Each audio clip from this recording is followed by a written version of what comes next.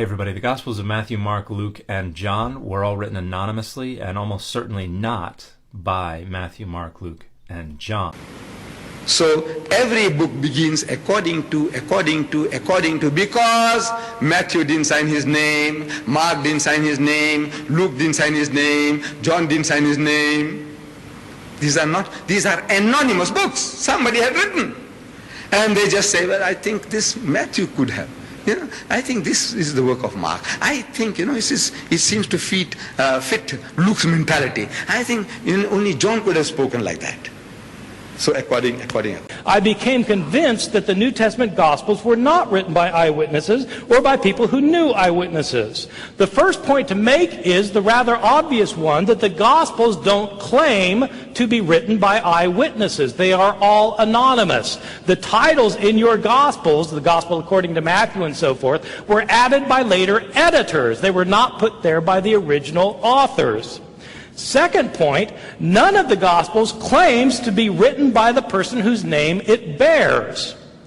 They don't claim to be written by eyewitnesses, and they don't claim to be written by people named Matthew, Mark, Luke, and John. Those are later traditions that were added to the Gospels. I think anybody would be able to make up this stuff about Jesus because somebody who was there would have said something.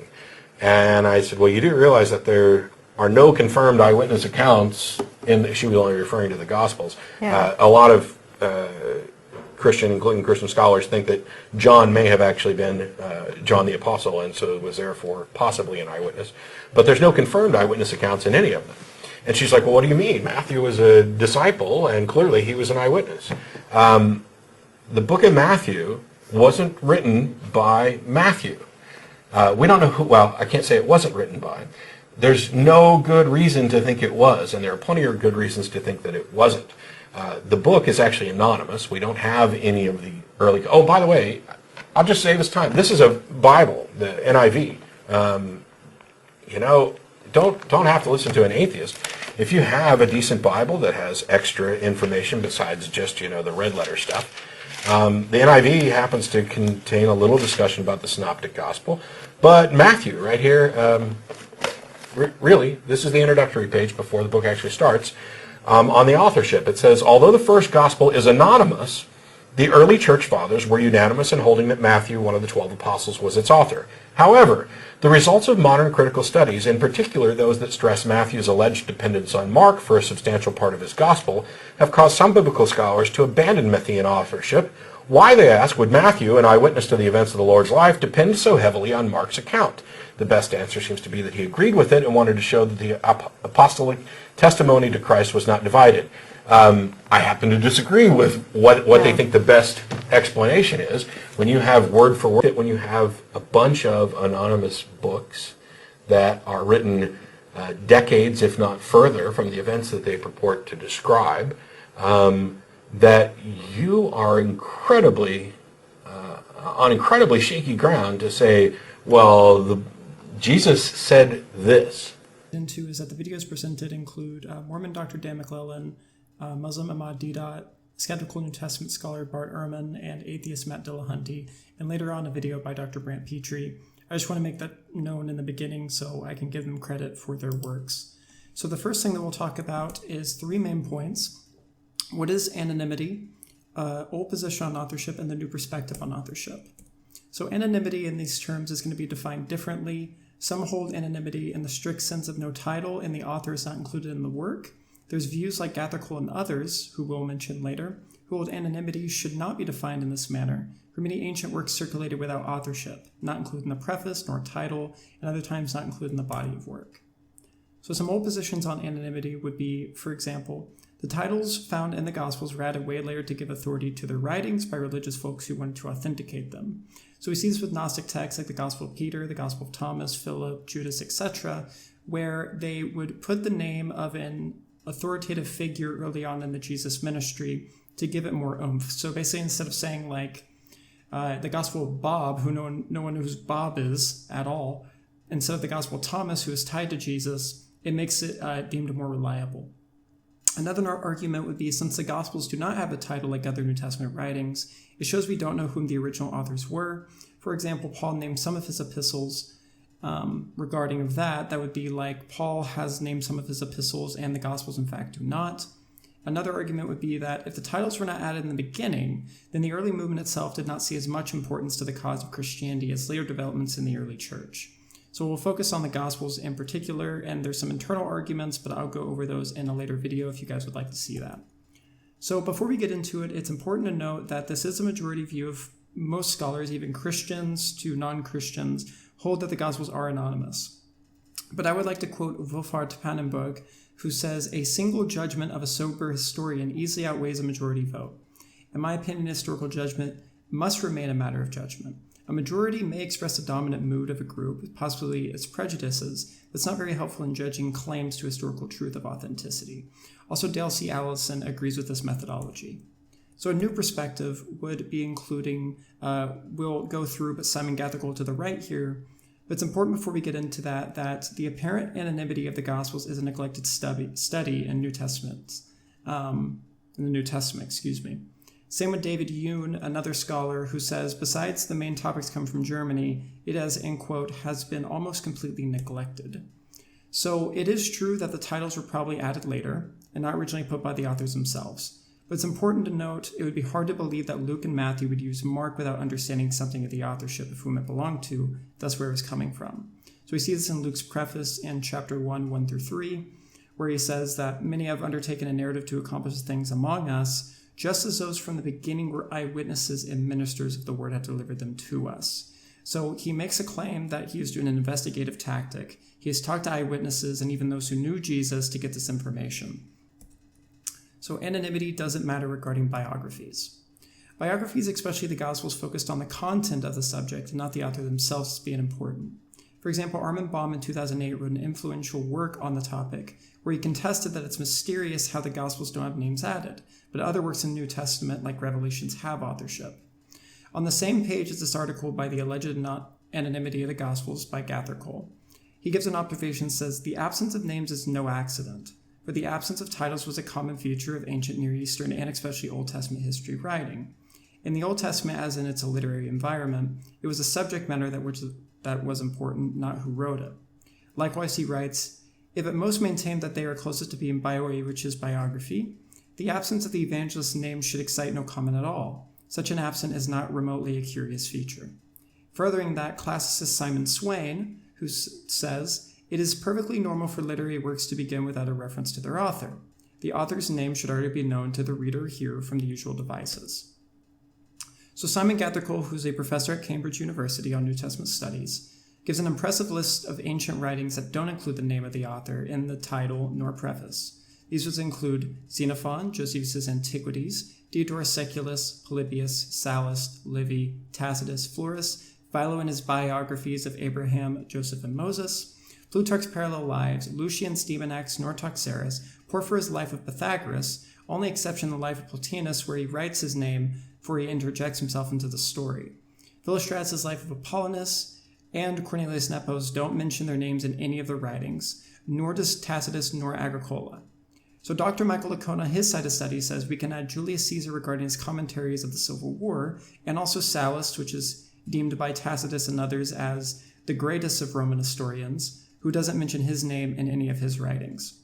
So by this metric, if we are to say we know the authorship of the writings above and follow the same line of methodology of not adding their names in their writings nor title, why are the Gospels automatically an exception? Another thing, and that was rhetorical, but Licona also notes for Plutarch, one of the most famous biographers in antiquity, his best showing of authorship is the Lampri's Catalog, which falsely attributes the writing to Plutarch's son, which dates between 1 to 3 centuries after Plutarch. Comparing that with the Gospel authorship, Irenaeus writes just under a century from the last Gospel being composed, which would be John, around 90 AD. So by this showing, if we were to put the Gospels into the perspective as other ancient writings, we can see the Gospels seem to surpass Plutarch's authorship, which there is little to no doubt about his authorship, and that they are also on par with biographies and historians, not naming their authorship in their writings. It's also important to note, regarding if the Gospels had titles added later on, as an argument against Gospel authorship, wouldn't a lot of these other writings previously mentioned fit this idea, since the authorship such as Plutarch is way later? So from this, you basically have to make a choice.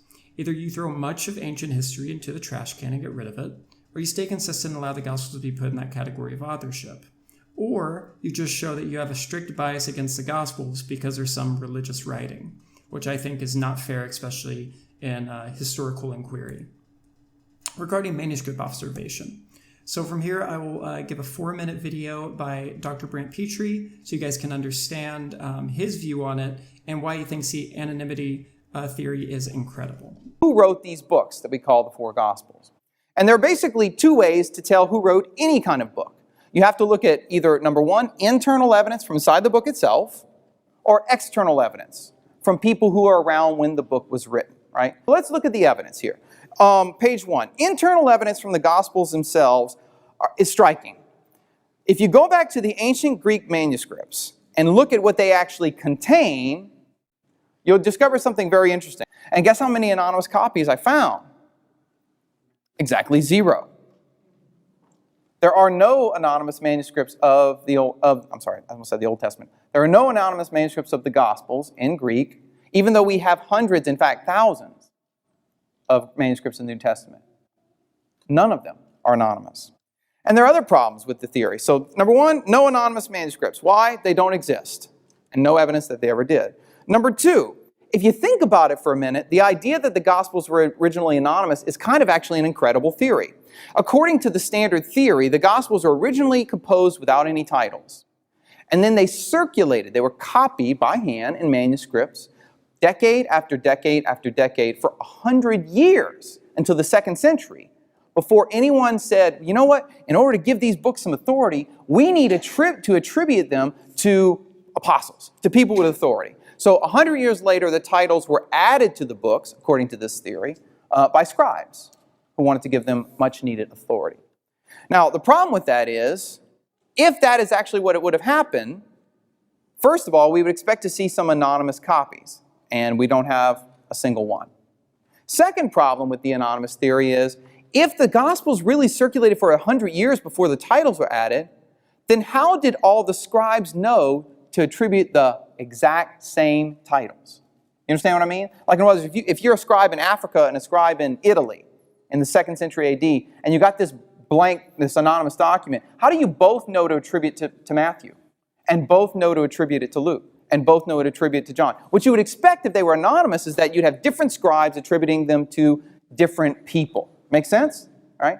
So it would actually take a miracle for all the manuscripts we possess to have, coincidentally been attributed to the same people. So the theory is incredible. It doesn't make any sense. In other words, it's not logically possible. Oh, which, by the way, too,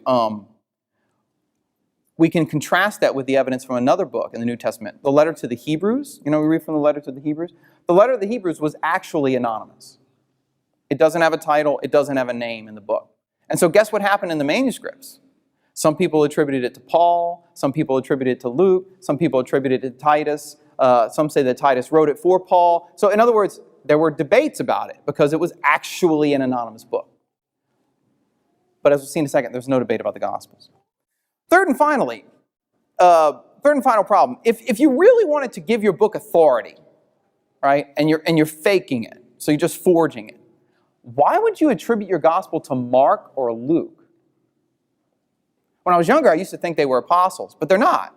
Mark was a companion of Peter. Luke was a companion of Paul. Neither one of them were eyewitnesses to Jesus. They were the companions of apostles. So if you're trying to give your book authority, why Mark and Luke? These guys are nobodies.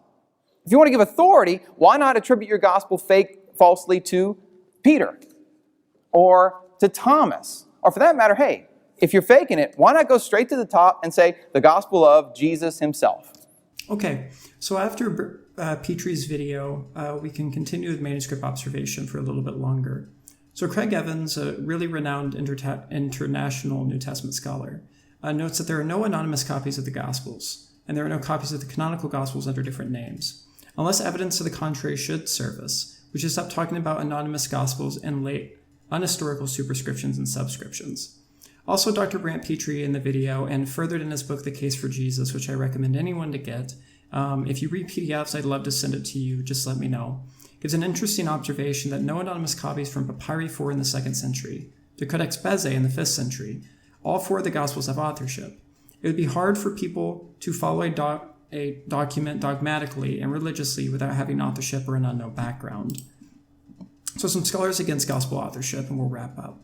So Kirsop and Silva Lake in the 1940s said of the titles, "Why should this testimony not be accepted? No reason has ever been shown for the view that antiquity tended to anonymous books is contrary to evidence, and it is most unlikely that the second gospel, for instance, ever circulated without the name of Mark attached to it."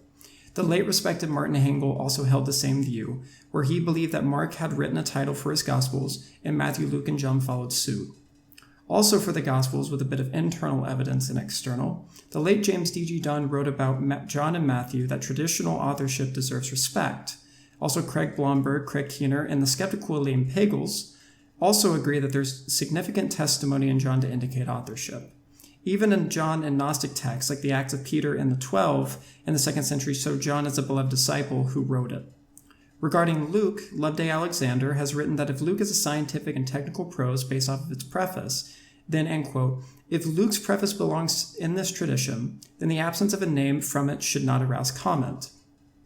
Mark, personally for me, which I haven't found any exact scholars focusing on Mark's authorship, I am fallible, a strong argument can be found in the Cultural Background Study Bible on page 1603, where they say, inventing names of authors of non-apostles such as Mark and Luke make little sense if you're trying to bolster up a case.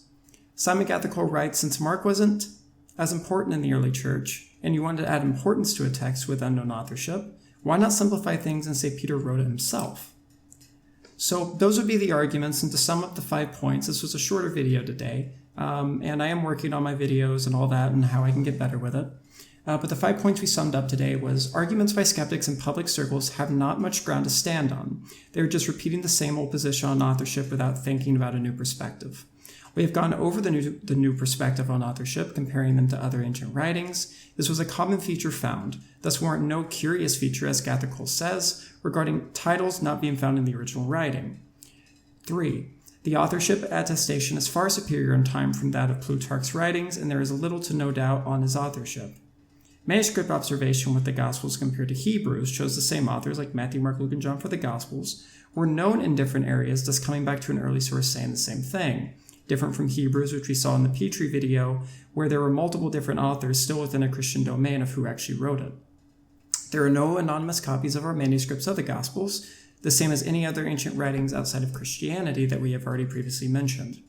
Number 6, there are no competing early traditions or competition on authorship, even from enemies like Celsus, who say the Gospels writers were writing fictive tales, but nevertheless does not deny the Gospels authorship.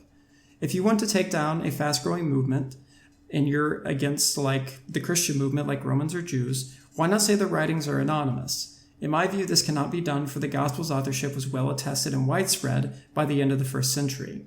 If anyone would like me to go through some internal arguments for the future, I have no problem doing so. I know most of my arguments were external. But this is just a little bit of a new perspective, and anyone can dive into these works or anything like that. That's why I like to source them, so they can get a better understanding for themselves on why this should be the case. Most of the arguments run off more of an argument from silence. I think we need to be careful with that. I think the best way to treat the Gospels is going to be through the lens of treating them with other ancient biographies or other historical works outside of the New Testament corpus. So that's it. It's quite a short video. I hope you guys enjoy. I've been going through a bit of real life things, so I have not been able to publish and upload as much as I'd like to, but I will get back to that as soon as I can. So thank you and have a blessed day.